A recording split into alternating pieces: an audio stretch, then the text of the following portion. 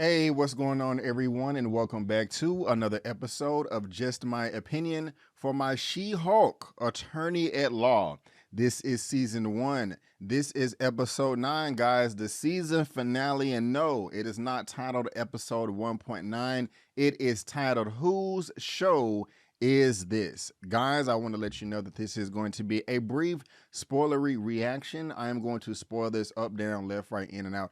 As if you've already seen it, you have been warned. And if you happen to like this video, please give me the thumbs up and subscribe to the channel. I'm right there at 40K. I got to get there before I get to 50K. But guys, the reason why I said brief reaction is because I will be going live later on tonight, 6 p.m. CST, to go further in depth. There it is right there. It is already created right there, 6 p.m. CST. Make sure you subscribe and come back for that because I am going to go into depth. Like I said, this is just a brief reaction just to give you my thoughts on the season overall and just to go over a few things in this season finale. And overall, guys, with the 9 episodes that we got in She-Hulk, I did enjoy it for the most part. I really did like the first 3 episodes. I really thought episode 4 was detestable with Johnny Blaze. I really did not understand how Wong can be the Sorcerer Supreme, one of the most powerful beings on the entire planet, but he does not want to go take the sling ring by force. He wants to go through court proceedings. Now, I won't go through each episode saying all of my likes and dislikes, but I will say that episode 8 was fire with Daredevil. That was the best of the whole season. Episode 7 before that was not my favorite. I really did not like to see Emil Blonsky, Abomination, and Rehab in therapy. But now let's talk about episode 9. I will say that I love the intro, how they went back to the 70s like the original Hulk show, but it was focused more on She-Hulk. And that practical effects that she's flipping tables and hulking out.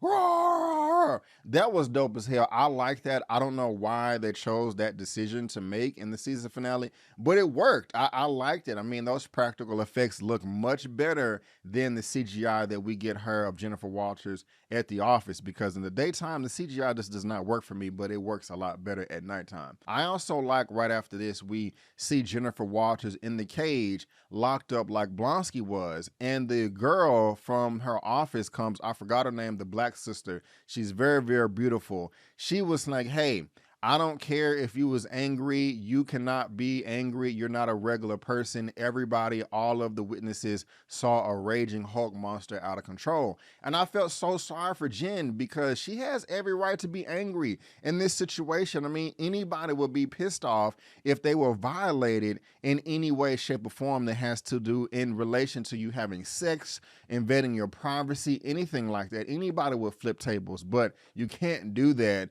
when you do have these Hulk powers. And that goes all the way back to episode 1, because Bruce told her, like, look, I understand that you may have control, but if you slip up one time, they're going to come for your throat. And that's what we got right here, where she's locked up and she has to wear some inhibitor to control herself from hulking out. I love the dad in this, and I just like the whole family. When they're picking her up from the Department of Damage Control, he's like, oh my gosh, everybody goes to jail every day. It's no big deal. They're very supportive, and he's goofy. I like that. I also got a lot of laughs when the news reporters was trying to interview Jen as she was moving back at home with her parents. He's like, get off my damn lawn. You know, like, I don't care if it's a drought. I got water pressure for days. You know, just those little things like that that they throw in, that does work. I do like that. I do like those bits of comedy in real life in my MCU movies and Disney Plus shows.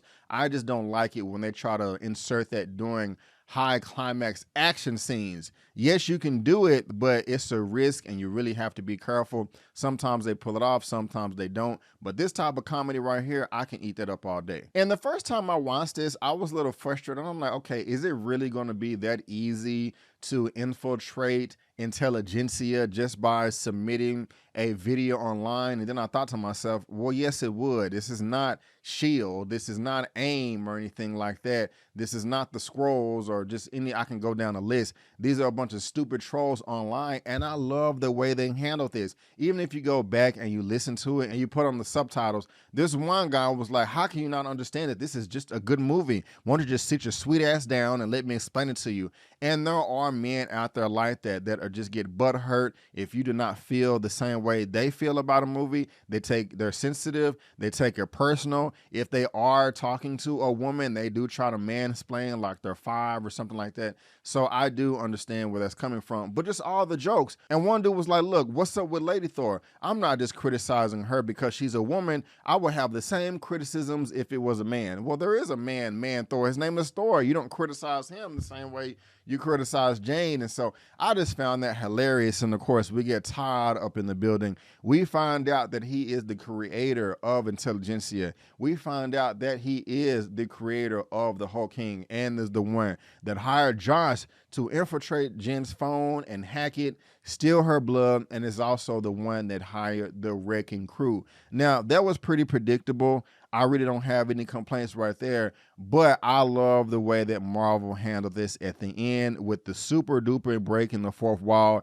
If you're looking at everybody else's reaction reviews, when they flipped over to the Disney Plus menu, I said to myself, okay, where's my remote? What did I hit? What's going on? And I liked it. But diving back, that was just so perfect. And did y'all notice the size difference between the Hulk and the Abomination? That was ridiculous. I did not know that it was not like that in 2008. I mean, look at this. This is ridiculous. I mean, there's no way Hulk can win that fight. And I don't know why they're doing it. I don't have a problem with it. I'm pretty sure they're going to explain it. But we do know that Abomination that he doesn't look the way he looked. I can't talk. Abomination looks different than when he debuted in 2008. And that makes perfect sense to me. I have no problem with that because that's when he just was becoming Abomination. So throughout the years, he would have transformed into his natural Hulk self, or what he was destined to be, reaching his full potential, so to speak. And so he may have gotten bigger over the years, or maybe because Hulk just doesn't want to fight anymore, he gets smaller. I hope that Hulk didn't get smaller. I hope Abomination did get bigger.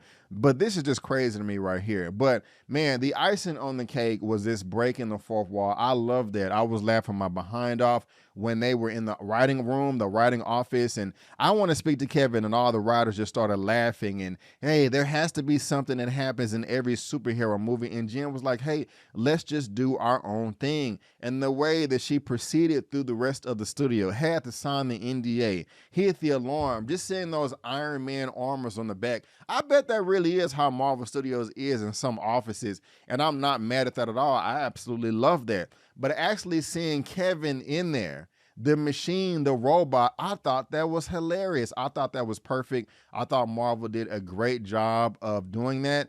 And the thing is, if you look at it, it even has the little hat up here, because everywhere you go, Kevin Feige has a hat on. He sleeps with that hat. He showers with that hat on. You will not catch this man without a hat. And I love it. It stands for Knowledge Enhanced Visual Interconnectivity Nexus. I just love that. I thought this was perfect. The only thing that they could have done to make this scene better is if she would have asked the question, well, who is that white guy? Who is that white man that's walking around all the time pretending like he's Kevin Feige? Oh, that's just some robotic avatar that I'm controlling over here. And they kind of just show clips of him on the red carpet doing interviews or something like that. That would have been perfect. But still, this whole thing right here was phenomenal. He's like, I have the best algorithm on the internet for entertainment. The whole thing was flawless, and I absolutely loved it. I loved it. I loved it. I even like the line where it says near perfect, and it's like, yeah, some are better than others. We can leave it up to the internet to decide all that. But it was perfect. I loved it all. I mean, I really did.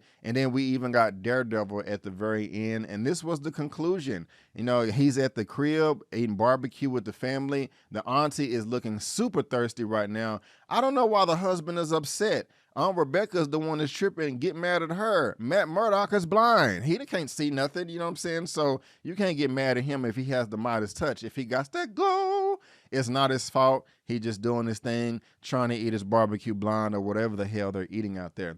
But I did like this. This was a nice conclusion, but I have to be honest with you guys.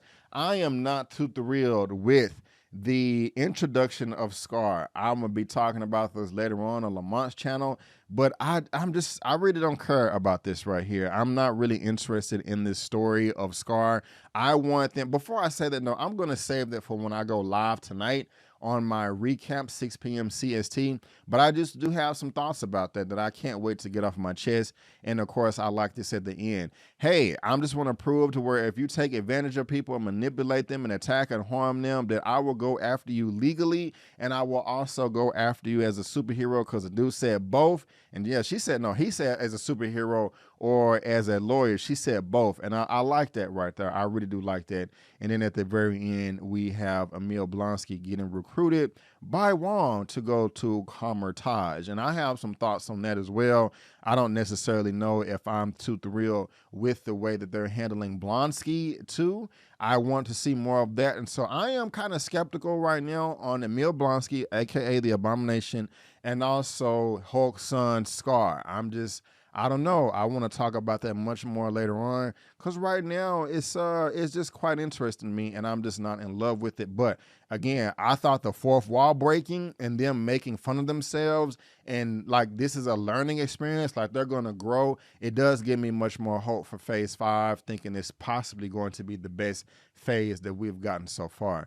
But guys, again, that is the recap. That is the breakdown. That is my little reaction for She-Hulk Attorney at Law Season 1, Episode 9, the season finale, titled, Whose Show Is This? Again, make sure you come back 6 p.m. CST. I may be by myself. I may have a panel of guests. You just have to come back and find out for yourself. Also, if you do subscribe, guys, you're going to get movie reviews. Look, guys, I'm at 39.7. Help your boy out get to 40K. You get movie reviews, spoiler movie reviews, series reviews, a weekly movie news roundup show, interviews, and me talking about shows that I am streaming right now, which is Atlanta Season 4, of course, She-Hulk Disney Plus, Raising Kanan Season 2, and also Rings of Power. But guys, again, I just want to thank you so much more for tuning in. And before you go, don't forget that my name is Brandon Keith Avery, and that's just my opinion. Peace.